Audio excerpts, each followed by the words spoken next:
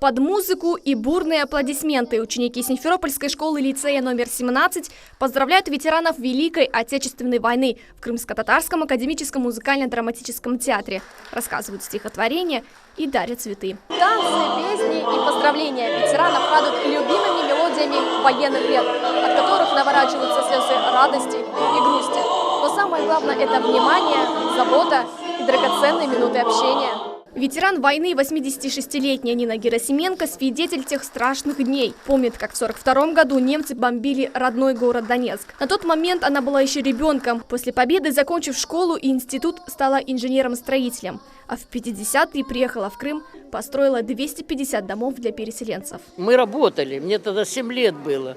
Нас выгоняли, у кому 6 лет, 7-8, постарше до 13 отдельно были это дети. Вот. А там те дальше работали, в шахтах работали. Сегодня без внимания не остался ни один ветеран. Звучат поздравления и благодарность за мирное небо над головой. 90-летнему Марсу Шафикову вручили цветы и памятные подарки. Командир огневого взвода освобождал Ленинград и Будапешт. Участвовал в спецоперациях и крупных сражениях. Я понял, что война не нужна никому. Это была мировая ошибка.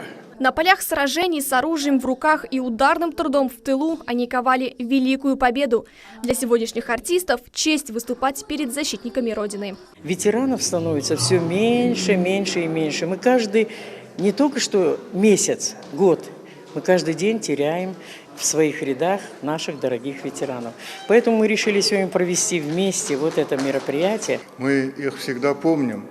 Уже 76-й раз наш народ поздравляет своих героев. И этот раз не исключение. Воспоминания, стихи и песни военных лет, цветы, слезы и аплодисменты. Праздник объединил людей разных поколений, ветеранов, артистов и гостей. Сабина Дениева, Арсен Фукала, телеканал Милет.